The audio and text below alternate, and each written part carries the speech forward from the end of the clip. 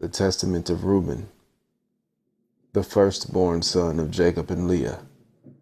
Chapter 1. Reuben, the firstborn son of Jacob and Leah, the man of experience, counsels against fornication and points out the ways in which men are most apt to fall into error.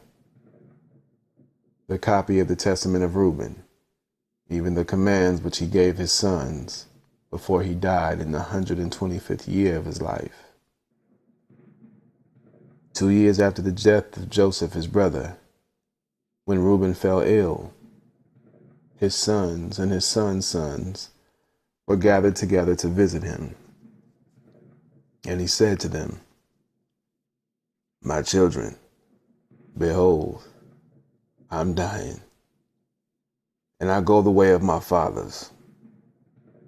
And seeing there Judah and Gad and Asher his brethren, he said unto them, "Rise me up, that I may tell my brethren and my children what things I have hid in my heart. For behold, now at length I am passing away." And he arose and kissed them, and said to them, "Shema, hear, my brethren, and do ye, my children, give ear to Reuben your father, in the commands which I give you. And behold, I call to witness against you this day the God of heaven, that ye walk not in the sins of youth and fornication, wherein I was poured out, and defiled the bed of my father Jacob. And I tell you that he smote me with a sore plague in my loins for 7 months. And had not my father Jacob prayed for me unto Yahudah, Yahudah would have destroyed me. For I was 30 years old when I wrought the evil thing before Yahudah. And for 7 months I was sick unto death. And after this I repented with set purpose of my soul for 7 years before Yahudah. And wine and strong drink I drank not, and flesh entered not into my mouth. I ate no pleasant food, but I mourned over my sin, for it was great, such as had not been in Israel. And now, hear me, my children, what things I saw concerning the 7 spirits of deceit, when I repented. 7 spirits, therefore, are appointed against man, and they are the leaders in the works of youth. And 7 other spirits are given to him at his creation, that through them should be done every work of man. The first is the spirit of life, with which the constitution of man is created. The second is the sense of sight, with which ariseth desire. The third is the sense of hearing, with which cometh teaching. The fourth is the sense of smell, with which tastes are given to draw air and to breathe. The fifth is the power of speech, with which cometh knowledge. The sixth, the sense of taste, with which cometh the eating of meats and drinks, and by its strength is produced. For in food is the foundation of strength.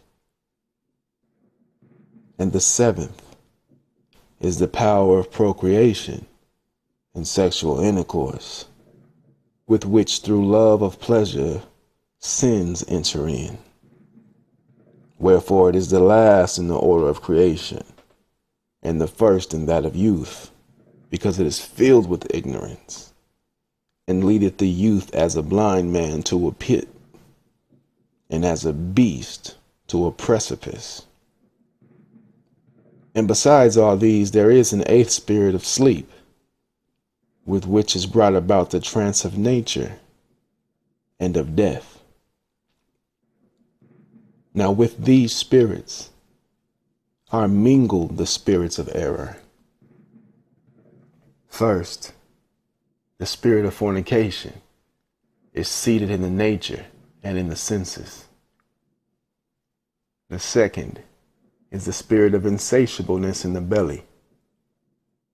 The third is the spirit of fighting in the liver and in the gall.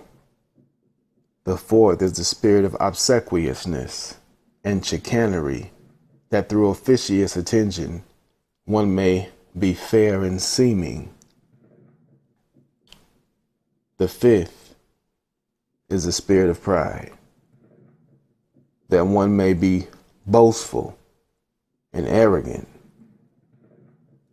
The sixth is the spirit of lying, in perdition and jealousy, to practice deceit and concealments from kindred and friends. The seventh is the spirit of injustice, with which are thefts and acts of rapacity, that men may fulfill the desire of his heart. For injustice worketh together with the other spirits by the taking of gifts. And with all these, the spirit of sleep is joined, which is that of error and fantasy, and darkening his mind from the truth,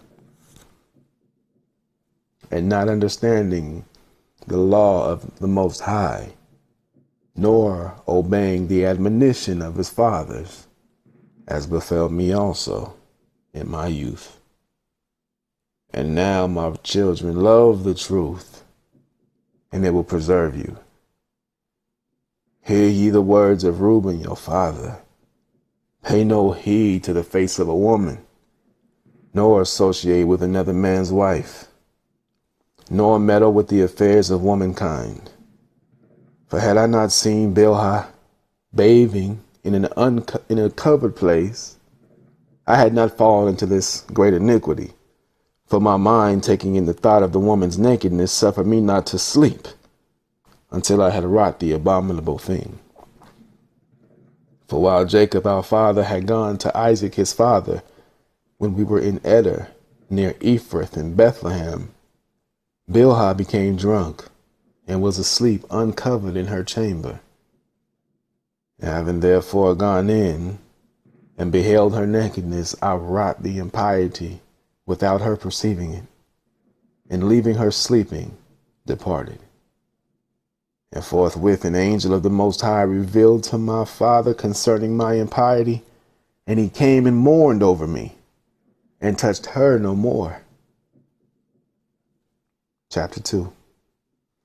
Ruben continues with his experiences and his good advice.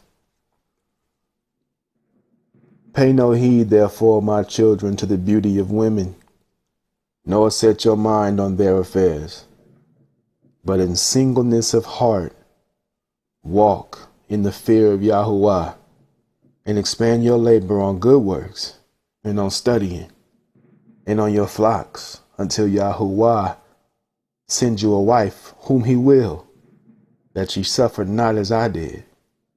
For until my father's death, I had not boldness to look into his face, nor to speak unto any of my brethren because of the reproach. And even until now, my conscience causeth me anguish on account of my impiety. And yet, my father comforted me much, and prayed for me unto Yahudah, that the anger of Yahudah might pass from me, even as Yahudah showed. And thenceforth until now, I have been on my guard, and sinned not. Therefore, my children, I say unto you, observe all things whatsoever I command you, and ye shall not sin. For a pit unto the soul is the sin of fornication, separating it from the Most High, and bringing it near to idols, because it deceiveth the mind and understanding, and leadeth down young men into Hades before their time. For many hath fornication destroyed, because though a man be old, or noble, or rich, or poor, he bringeth reproach upon himself with the sons of men, and derision with Beliar. For ye heard concerning Joseph, how he guarded himself from a woman, and he purged his thoughts from all fornication, and found favor in the sight of the Most High and men. For the Egyptian woman did many things unto him, even summoning magicians, offering him love potions. But the purpose of his soul admitted no evil desires. Therefore the Most High of our fathers delivered him from every evil and hidden death. For if fornication overcomes not your mind, neither can Beliar overcome you. For evil are women, my children, and since they have no power or strength over man, they use wiles by outward attractions, that they may draw him to themselves. And whom they cannot bewitch by outward attraction, him they overcome by witchcraft. For moreover, concerning them, the angel of Yahudah told me and taught me that women are overcome by the spirit of fornication more than men, and in their heart they plot against men, and by means of their adornment they deceive first their minds, and by the glance of the eye instill the poison, and then through the accomplished act they take them captive. For a woman cannot force a man openly, but by a harlot's bearing she beguiles him. Flee therefore fornication, my children, and command your wives and your daughters that they adorn not their heads and faces to deceive the mind, because every woman who uses these wiles has been reserved for eternal punishment. For thus they allured the watchers who were before the flood. For as these continually beheld them, they lusted after them, and they conceived the act in their minds, themselves into the shape of men, and appeared unto them when they were with their husbands. And the women lusting in their minds after their forms gave birth to giants. For the watchers appeared to them as reaching even unto heaven. Beware therefore of fornication. And if you wish to be pure in mind, guard your senses from every woman, and command the women likewise not to associate with men, that they also may be pure in mind. For constant meetings, even though the ungodly deed be not wrought, are to them an irredeemable disease, and to us a destruction of Beliar and an eternal reproach. For in fornication there is neither understanding nor godliness, and all jealousy dwelleth in the lust thereof. Therefore I say unto you, you will be jealous against the sons of Levi, and will seek to be exalted over them, but you shall not be able. For Elohim will avenge them, and ye will die by an evil death. For to Levi the Most High gave the sovereignty, and to Judah with him, and to me also, and to Dan and Joseph, that we should be for rulers. Therefore I command you to hearken to Levi, because he shall know the laws of Yahudah, and shall give ordinances for judgment, and shall sacrifice for all Yisrael unto the consummation of the times, as the appointed high priest, of whom Yahudah spake. I adjure you by the Elohim of heaven, to do truth each one to his neighbor, and to entertain love each one for his brother, and draw ye near to Levi in humbleness of heart, that ye may receive a blessing from his mouth. For he shall bless Yisrael and Yahudah, because him hath Yahudah chosen to be king over all the nation, and bow down before his seed. For on our behalf he will die in wars, visible and invisible, and will be among you an eternal king. And Reuben died, having given these commands to his sons. And they placed him in a coffin until they carried him up from Egypt, and buried him in Hebron, in the cave where his father was.